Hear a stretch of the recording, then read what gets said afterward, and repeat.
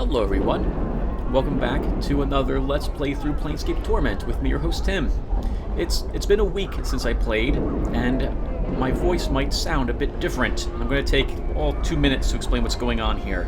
So, my old computer, you know it's going to start well when I begin that sentence. Its graphics card burnt up. My lungs feel like a chimney. About a week ago, while playing Vermintide. It had been making sounds on and off for a tiny bit, and so I expected to replace it, but not so soon. I usually build a new system about once every 3 years, or two to 3 years, so it was about time for me to build another computer, so I've done so. In doing so, however, the new system, I have an MSI 797 Gaming 5 motherboard, comes with a Realtek audio system. Now, I am very familiar with Realtek. I used to have that audio manager on my old Asus computer, and I've always struggled with Realtek as the audio manager. What I'm getting at is that my old headset, which sounded perfectly fine on my old computer, that was a gigabyte, and used, I think it was, I forget what it starts with now, because of the P. But it had used a different type of audio manager. Well, the headset sounds terrible now on this computer. My voice was very tinny, my S's were drawn out, my voice sounded more high-pitched and more nasally, and so I looked into what I could possibly do to fix this problem. And I decided that, I'm doing this often enough that I should fork over the funds to buy a real microphone. So I finally bit the bullet and bought a blue Yeti mic, and it's sitting right here in its impressive glory staring at me. And I've been fiddling with the gain, the volume controls, and what have you to try to see what I can do to have this work for me. I think it's coming out really well. I might have to adjust my volume controls a tiny bit. So I'm going to go and check on this, and if everything works... Time is precious. Let us not squander it here. Oh, that's a good point. Alright, I'll be right back, everyone. I'm just going to check to see how this came out. Okay, it sounds pretty good to me. I just have to get used to sitting up straight and next to my desk. I have this really comfortable lounge chair that I sit in, leaning all the way back, like reclined position while I record. That is a thing of the past. Alright, so let's get going. And what were we doing in the game? Oh, I think we're exploring more of this stuff. That's right, we want to find and kill an Abashi, or Abashai, who is down around where the siege engine is, and I don't quite know where that is yet. Or rather, we haven't found it yet on our nameless one. I think it's down around here somewhere.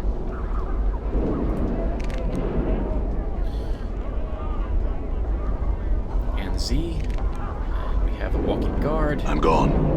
And a door. Alright, so let's talk to those Doomguard Burks to figure out that life isn't about crumbling away. Hello, Anzai. You see a sickly Githzari woman. She is hunched and bent, and her constant coughing is obviously a source of pain to her. She holds a handkerchief that is practically soaking with blood, tissue, and phlegm to her face. She spies you and hisses. Greetings. She stares at you and speaks a few mumbled words to Dakan. Dakan glances at you and says, "She cannot understand your speech. She says she is dying." What's she dying of? Her name is Anazi. She says she used to work in a meat curing house here until a half month ago when the illness became too much for her to bear. She was abandoned, evicted from her home, and left for dead. Speech pains her, and her illness has crippled much of her mind. She says there is nothing she can give you of value. And? Know that she will not recover. I can put her out of her misery. That is all. As a Zerth of the people, it is my responsibility to provide an alternative. Then be merciful, Dakan. Dakan draws his blade and waits for the woman to prepare herself. She touches the unbroken circle of Zerthamon he wears for a moment, and her face is static. His blade is a blur, and when he has completed the stroke, she lies bleeding on the hard stone of Sigil's streets. Well struck, Dakan. Let's go. Updated my journal. Done. I'm gone. Word is that the Dustmen have freed Fosnut. What? That's interesting. Hello? You see a burly, bored-looking guard. State your business, please. Oh, who are you? I am a guard of the Believers of the Source, sir. Believers of the Source? Yes, sir. Godsmen, we're called. Why? We are one of the 15 recognized factions of Sigil, sir.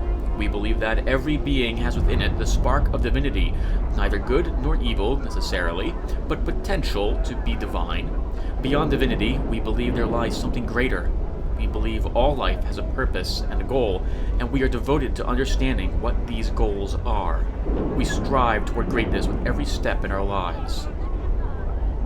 That sounds important. We believe in it, sir. Can I help you with anything else? Oh, yeah, I had more questions. State the nature of your request, sir. What are you doing? Guarding the gate, sir. Right. Another question for you. What is this place that you're guarding?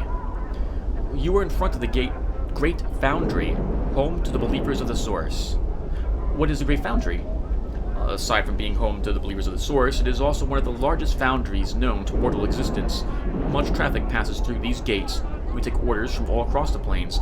Currently, we are not accepting any further orders, as most of our craftsmen are either working on a new project or commissioned for the next several months on smaller orders. What this means in practical terms is that you are not getting in unless you have a receipt for work to pick up or have urgent business inside. Okay. That's fair. Can I ask you something else? Just looking around. Then I'm certain you won't mind just passing along. Not at all. Okay, so we can't go in there yet, either. Is that the Abyss I need to talk to? No, just Black and be shy. Done. Oh wow, look at the tile on this place. That's very pretty. This ruined wagon is quite useless. Oh, probably should throw it away then. Maybe perhaps you could consider it thrown away, being in the hive. Oh, are we still in the hive? We're not in the hive anymore. We're in the lower ward. These barrels are empty. The hoops binding the wood are almost completely rusted through. We've already talked to a few of them, of these people, so we don't need to talk to more of the lower ward townspeople.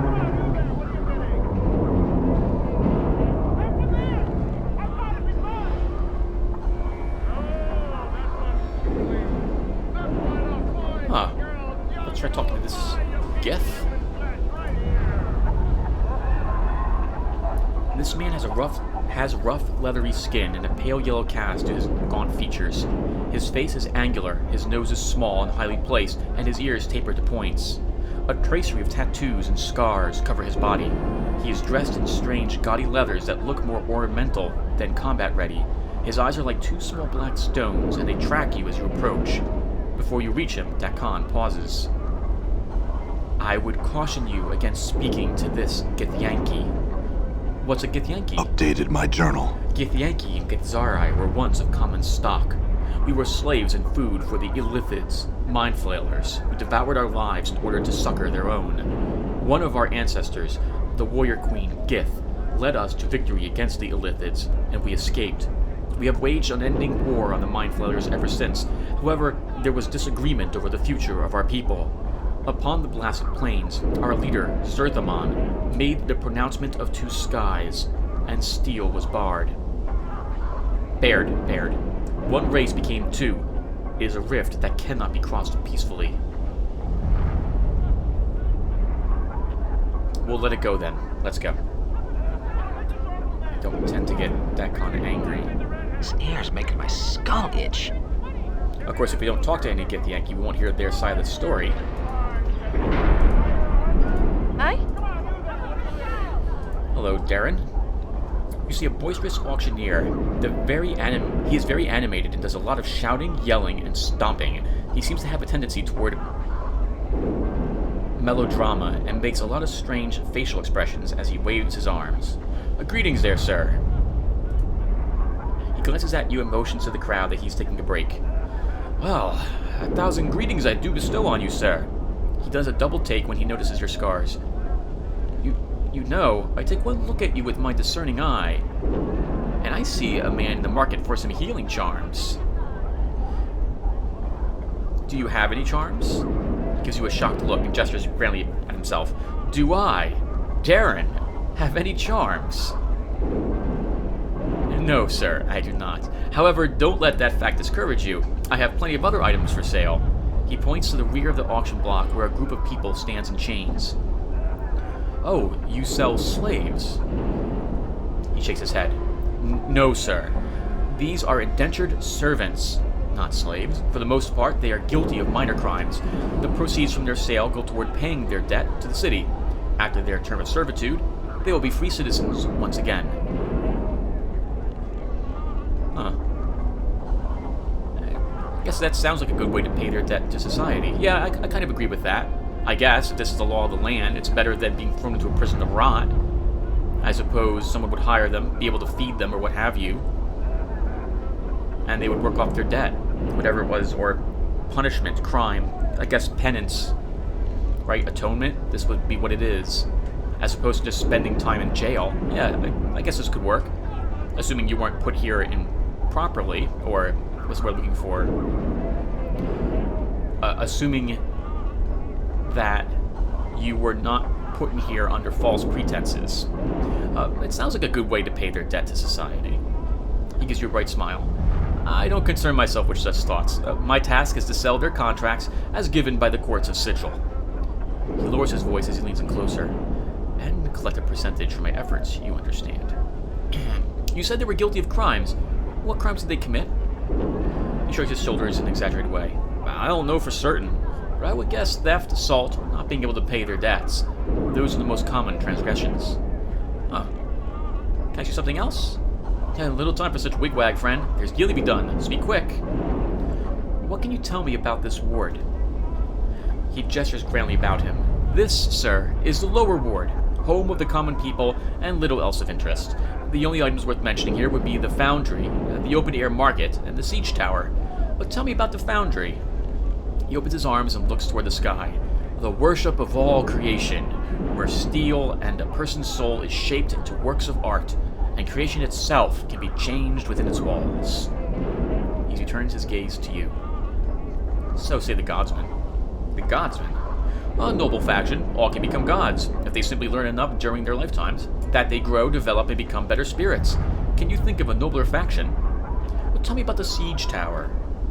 A true mystery, even to me. It simply appeared one day, none can gain entry, and nothing has ever left it. Huh. And the market? The market lies south of here and caters to nearly every need. I recommend you visit it. Well, thank you, sir. Farewell. All right. Let's see who we have here. Female slave, male slave. Can I actually talk to them? Done. I get the Yankee sure is most of the slaves. You see a young woman. She has a scowl on her face, looks upset. She sneers at you as you approach. And what might ye be one? Hello. She frowns at you and puts her hands on her hips. Pike it, Burke. Take a long walk down a short road. Oh, what does that mean? I know what it means. I'm just going to try to play dumb. She bares her teeth at you and makes a rude gesture. It means get lost, Bubba. I got nothing to say to ye. She looks at you defiantly. Alright, I'll go then. And you, sir? You see a thin young man with rat-like features. He seems to be carefully gauging the people around him. He notices you and gives you a blank stare. Greetings. He continues to stare at you for a moment as his eyes travel up and down your body. Finally, he meets your gaze. Yes. Greetings. I have some questions. Yes. He gives you an emotionless smile. Can you tell me about the other wards? He shrugs. The wards are much like a play and the actors within it. The background changes from scene to scene, but the people upon the stage remain the same. You can travel the length and breadth of Sigil, and you will find this to be true. He gives you a blank gaze. Yes, well, I have something else to ask. What is this place? This is the auction block. Slaves are sold here. Why are you being sold? He gazes at you steadily with no emotion on his face. I owe money that I cannot pay. I am to be sold to cover my debt. I didn't know there was slavery in Sigil. He hesitates before answering. There is slavery everywhere.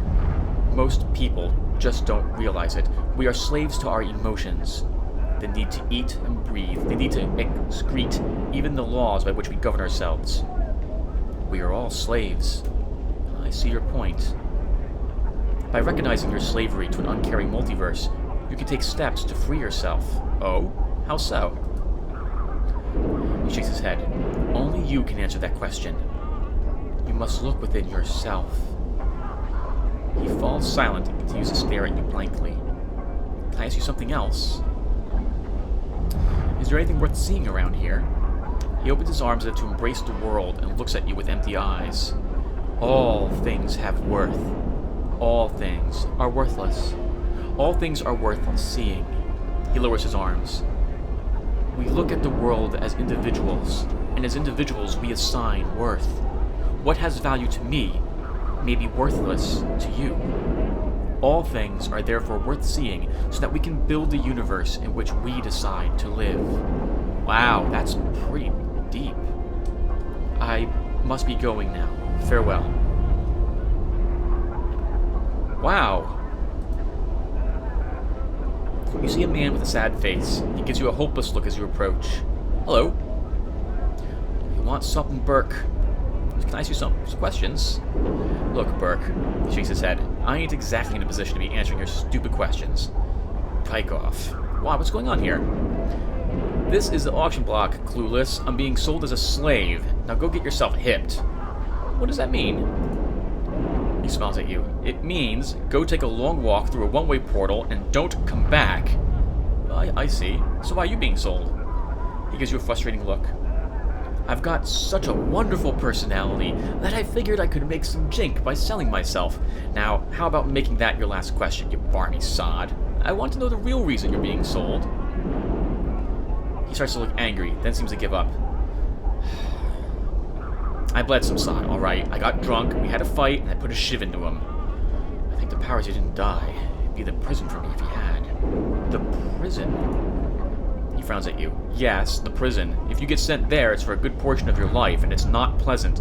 As a slave, I won't have it so bad, and it won't be that long of a sentence. He looks away from you.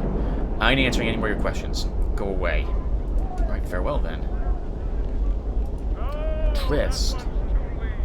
You see a young woman who is trying to get your attention. She's wearing shoddy clothes, but her demeanor is one of elegance, unlike that of the other people who surround her. Upon closer inspection, you notice that her skin is clean and smooth, lacking the yellow tint of the inhabitants of this ward. She notices your approach and smiles at you. Hello, miss. Oh, I thank the powers that you've noticed me. I'm in need of the services of a mercenary. She pauses and examines you more carefully. If appearances are any indication, you would seem to be such an individual. What exactly is it that you want of me? She nods to you. The heart of the matter is that I am to be sold into slavery for a crime I did not commit. This is what I've been worried about. I am in need of a champion, someone who will help me prove my innocence and free me from this fate. She pauses and looks up at you expectantly. Tell me what's going on. She thinks for a moment. This will be long in the telling, Cutter. Please bear with me. Go ahead. My husband died recently and left me his business. I am not business-oriented, so I decided to sell. Not long afterward, I was contracted by a lender saying a loan on the business had not been paid. She pauses to gather her thoughts. Go on. I examined all the documents my husband kept and found that there had indeed been a loan taken, but it had just recently been paid in full. I explained this to the lender, and a few days later, he asked for a copy of the document. It was nowhere to be found. Go ahead. Well, when I could not prove that the loan was paid, the lender took me before the court. My monies were taken and applied to the balance owed. Since it did not pay off the loan, I am to be sold on the block to try to recover the remaining amount due. She gives you a forlorn look. I actually understand what's happening here, but I guess my nameless one has to say, I don't understand. Why sell you into slavery? She shrugs. It serves many purposes. First, it keeps the prisons relatively clear of all but the vilest criminals. Ah, that's also true. Second, the sale of the convicted is used to pay for any damages, costs, or fees involved in the case. Finally, the convicted still serves a sentence from which they are eventually released, supposedly as better citizens.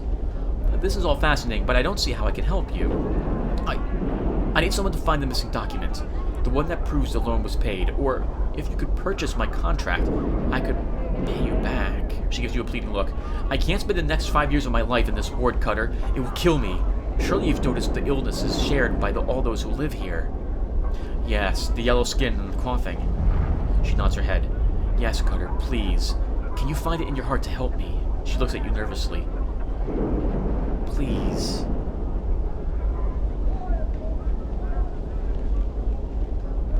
Yes, I'll help you. I have some questions, though. Updated my journal. She nods her head eagerly. Ask anything, Cutter. Could you have simply misplaced the loan document? She shakes her head. No, Cutter. I am very meticulous. I am a very meticulous person. I kept the document in the lockbox in my husband's study. It never left that room. What was the lender's name? I know his name well, Cutter. After all I've been through, I'm not likely to forget it. She gets a faraway look and then shudders for a moment. Byron Pickett is his name. She pauses for a moment. And his associate may be someone named Lenny. Who is this Lenny? She pauses, ceasing for a moment. There was a small, feral-looking man who came to court a few times. He would sit behind Pickett and whisper to him occasionally. Go on. She frowns. I remember him because he always seemed to be uncomfortable in his clothes. He would pick at them as if they were new, as if he were not used to wearing them. On one such occasion, Pickett told him to sit still and stop fidgeting. He called him Lenny. Where can I find him? She thinks for a moment and then shrugs. I'm not sure, actually. My husband told me that some ruffians can be found southeast of the market. Near the siege tower, I believe. Can I ask you something else? Ask anything, Cutter. Who do I talk to about your contract? That would be Darren, the auctioneer. He's usually over there on the block. She points to the front of the platform. Another question for you? Have you explained any of this to the courts you spoke of? She nods her head. Oh yes, Cutter. I've explained my situation to many. You're the first to be willing to help. She smiles warmly at you. Aw. Let me ask you something else. Do you think the loan document could have been stolen? She shrugs. I don't know. Why would anyone steal that, yet leave other valuables be? It makes little sense to me. Well, maybe the lender stole the document so that you'd pay the loan twice. She looks at you in shock. That is a terrible thought. But also a most ingenious one, Cutter. This Byron Pickett does strike me as a knight of the post. A what? She gives you a quizzical look. A thief or a cheat, Cutter. Such are called knights of the post, or of the cross trade. Can I ask you something else? Alright, let's, more of these. Okay, I must be going. Farewell. Alright, let's talk to Darren and see if we can delay her selling. Well met, Cutter. What can I do for you on this glorious, smog-ridden day? Are you done talking to all the slaves? Would you like to purchase one? I wanted to ask you about Trist. He frowns for a moment and shrugs. Very well, sir. What about Trist? She says that she doesn't belong on the block. Would you say otherwise if you were in her shoes? He shakes his head.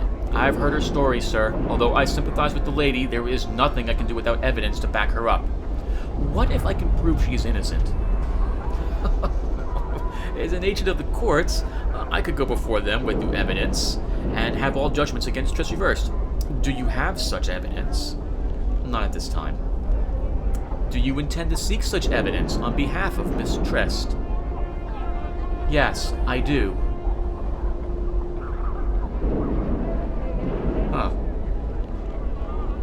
Very well. I will not action Trist for now, sir. Good luck in your endeavor. Now leave me be and get to it. Alright, farewell. Thank you. Updated my journal. Alright. Alright. I'm gone. So I think finding Lenny is probably what we need to do. Oh, looks like there's a shop here, too. Let's, let's save the game. We've done a whole lot. Since I am using a new computer, and I had one blue screen of death related to playing this game, which I haven't had since, and I needed to update a few drivers. I'm going to make sure I save the game a little more often than I'm used to.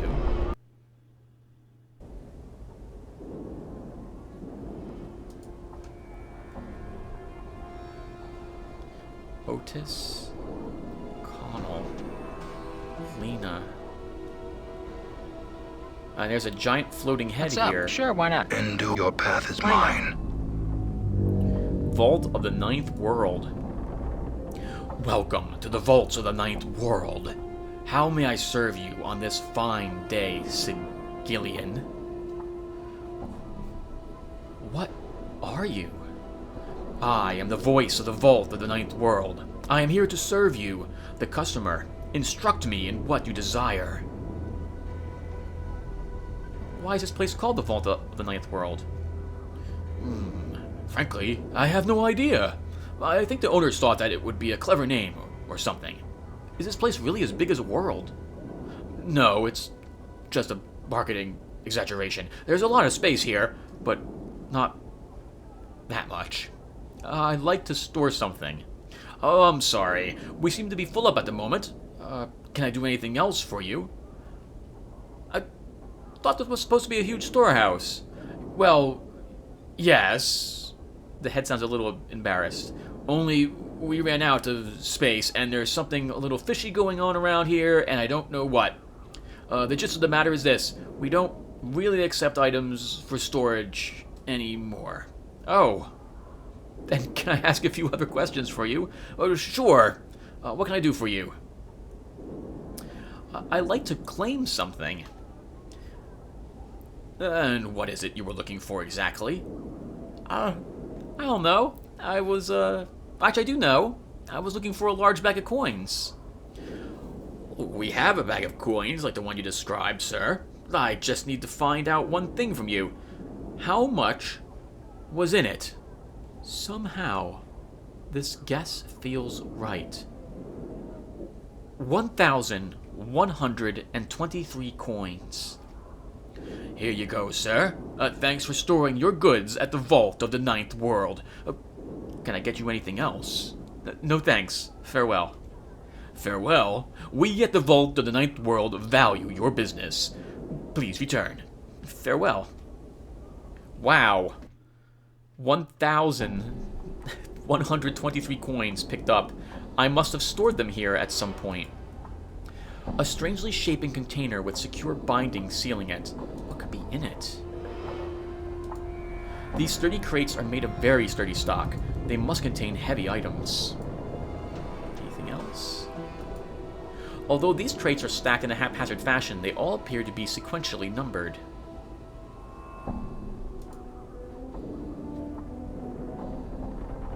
Can I walk back there? Done. Might as well. I can. Can I walk back here? Good as done. Ready. Right. I shall serve. I'm here. I'm gonna let Anna walk up here in case this is like a trap and we get attacked by these guys. This looks like an adventuring group. Thief, mage, warrior, but I'm not sure. Hello, Connell. You see a thin, skulking man. His long, nimble fingers quiver slightly, and he has trouble meeting your eyes when he talks to you. You startled me. I haven't seen you around here before, stranger. What do you want from me? Who are you? I'm Connell. I work here. Oh, what is this place? He looks at you carefully to see if you're joking. It's the Vault of the Ninth World. It's a storehouse. Didn't you read the sign when you came in? Well, thanks for the answer. Farewell. Hello, Otis. You see a hulking man, dull-faced and slack-jawed. His muscles, however, are truly a sight to behold. He regards you steadily with his dead eyes. What? Who are you? Oh, no talk me. Talk Lena. He waves his oak-like arms to the woman's supervisor. Alright, farewell. No need to get in trouble. Aye, why not? You see a middle-aged woman, her face careline and compassionate. She looks like she's led a hard life. Can I help you with something, stranger? Oh, who are you? I'm Lena. I supervise these other two. She waves a hand to her companions. Oh, what is it you do here? This is a storehouse. I'm the supervisor. Things get stored here. Things get taken out of here. Not much to tell, really. Alright, thanks. Farewell. Alright, well, I guess there's nothing to do here. I have a hunch there's a story that involved these people, but I don't know. If this is like a pulp culture reference, I don't get it. Alright, so let's... Actually, this is a good spot to stop. I think I've been playing for like 20 minutes now, and I want to check the recording some more. So thank you guys for watching, and I'll see you in the next video. Take care.